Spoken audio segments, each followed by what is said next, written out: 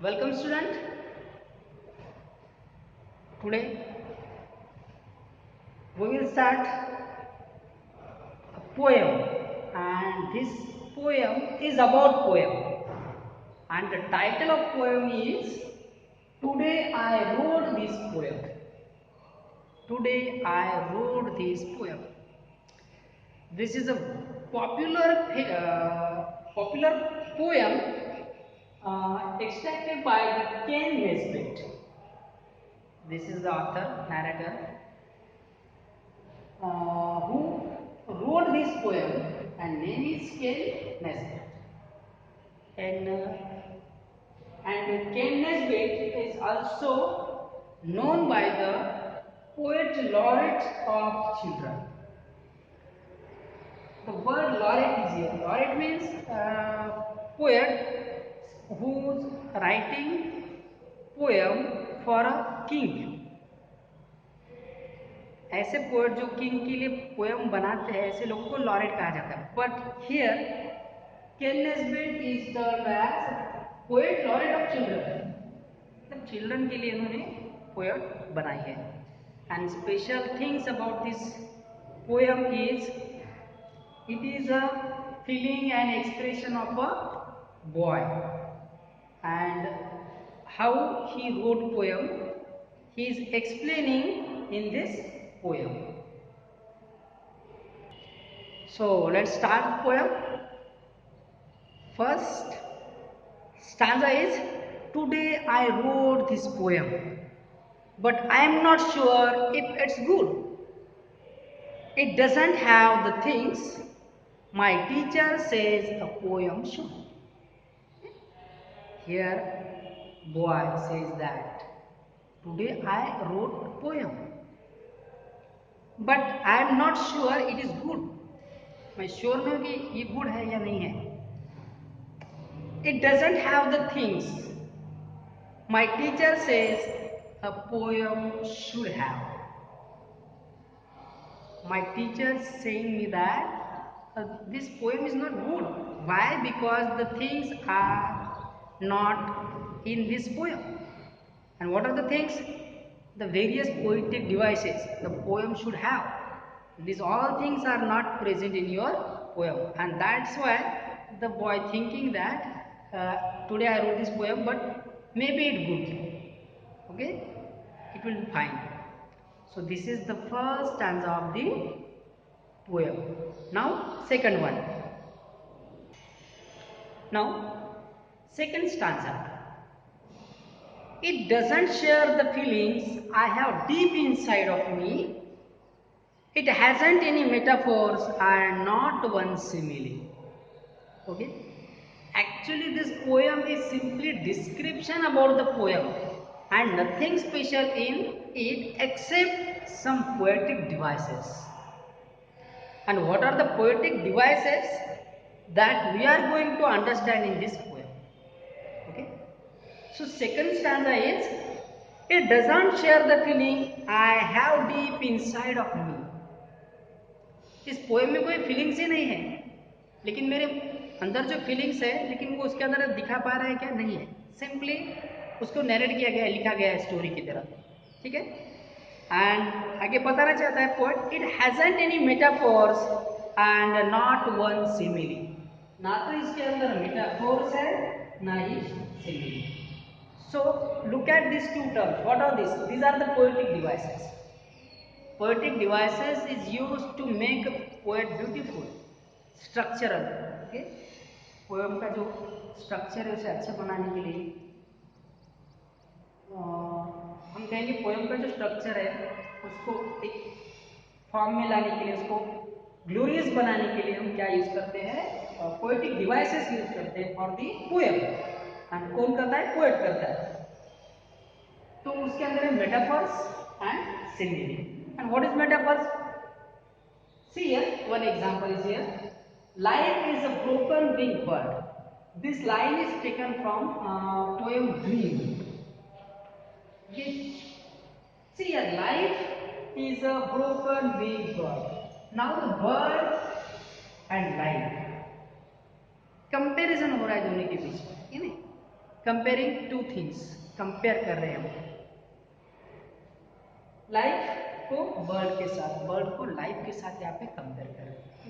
लेकिन यहाँ पे एज का, लाइक का कभी यूज नहीं किया गया इस सेंटेंस में।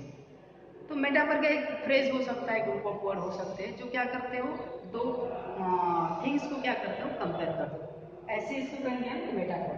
ना ही मेरे पोएम में क्या है मेटाफर से और ना ही सिमिली। अब सिमिली देखो, हाँ एक दूसरा एग्जांपल है, my teacher is an angel.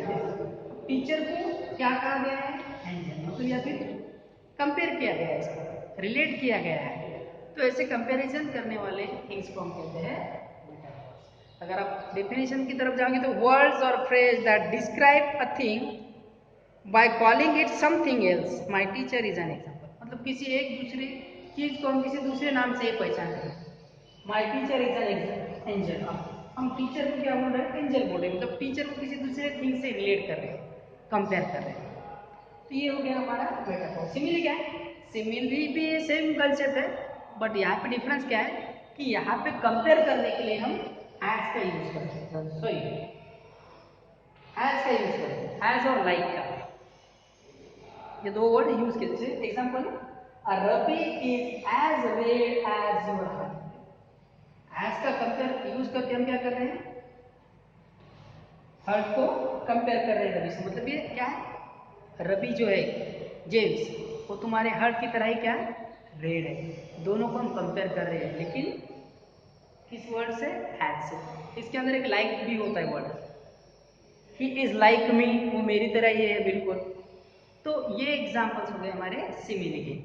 तो पोएट यहाँ पे कहना चाहता है कि मेरे पोएम में क्या है, ये चीजें बिल्कुल नहीं है, ना तो फीलिंग्स है जो अंदर मेरे अंदर तो है, लेकिन मैं पोएम में उसे रिप्रेजेंट नहीं कर पा रहा हूँ, और ना तो मेरे इसमें मेटाफर्स है ना ही सिमिली है।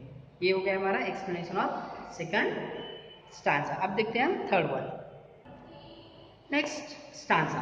Okay, so it's missing any narrative alliteration to it isn't an acrostic, diamante और haiku। तो यहाँ पे वो बताना चाहते हैं पोएट कि ना ही इसके अंदर मेटाफोर है, ना सिमिली है, ना एलिट्रेशन है, ना हैक्यू है, ना ही नैरेटिव है, एक्रोस्टिक है और डायमंड है। अब ये चीज़ें क्या होते हैं हम देखेंगे, ठीक है। तो सबसे पहले हम narrative. Narrative means story without feelings, narrate करना, किसी चीज को बताना चाहिए, ठीक है ना। एक स्टोरी की तरह जो बताया जाता है उसको कहते हैं नैरेटिव, ठीक है ना, नैरेशन, नैरेटिव। और इसी से वर्ड बना है नैरेटर, जिसको बताता है। तो नैरेटिव मतलब क्या, ये एक स्टोरी है जो विदाउट फीलिंग्स है। जैसे पहले ही बताया, it doesn't have any feelings, ठीक है ना, that which I have in my deep, मतलब मेरे अंदर जो भी है तो मैं उसको रिप्रेजेंट नहीं कर पा रहा हूँ यहाँ। तो this is story without feeling. Next one is alliteration. What is alliteration? Alliteration is the repetition of letter or sound. In a sentence, if the particular sound or letter is repeating, then this is the example of alliteration. See here. Bobby bought a big ball. Bobby bought a big ball. So repetition of the letter B is here. B, B, B, B. Chandu के चाचा ने चंदू की चाची को, वो जो है बड़ा, ये क्या एग्जाम्पल, ये एलिट्रेशन का है, repetition of sorry letter sound. दूसरा एक एग्जांपल देखो, a ship shipping ship, ships shipping ship, मतलब यहाँ पे लेटर जो यस है बड़ा साउंड, ये क्या हो रहा है, रिपीट हो रहा है। इस सेंटेंस में अगर कोई भी एक वर्ड लेटर और साउंड रिपीट होता है तो उसे कहते हैं हम एलिट्रेशन। और यहाँ पे पोएट कहना चाहता है कि मेरे पोएम में ये कोई भी चीजें नहीं है, लेकिन मैंने क्या कर दिया, पोएम लिख दी है। नेक्स्ट तो बड़ा है, उसके अंदर है एक्रोस्टिक, डायमेंटे और हैक्यू, ये हम देखेंगे, ठीक है। So look at this things, what is acrostic, diamante and haiku. First I will explain this two terms, that is acrostic and diamante. Acrostic is similar to the acronym.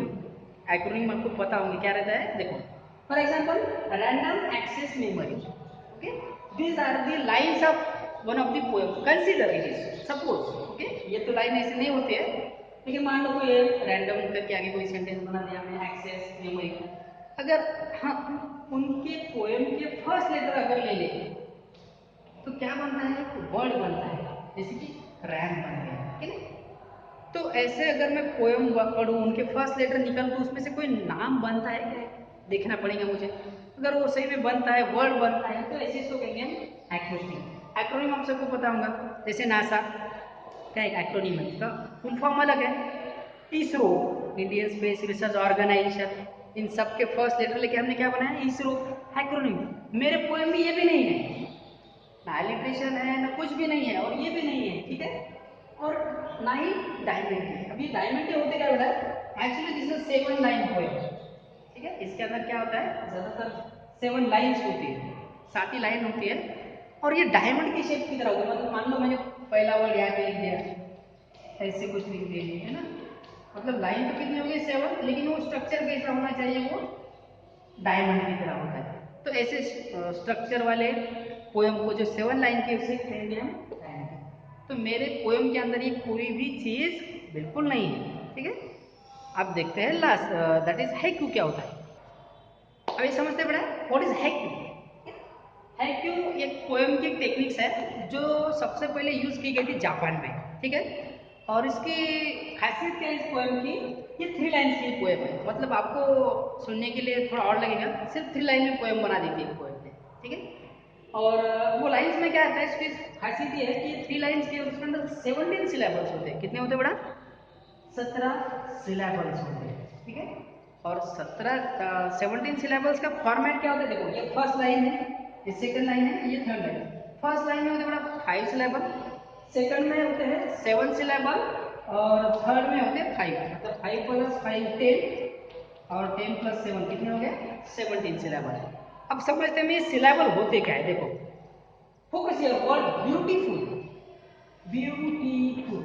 अब मैं beautiful pronounce करता हूँ तो इसको कितने words में मैं separate कर रहा हूँ, 3 इसमें जोड़ा, ब्यूटीफुल, ब्यूटीफुल, मतलब जो मेरे वर्ड है वो डिवाइड कितने इसमें हो रहा है, उसको कहते हैं सिलेबल।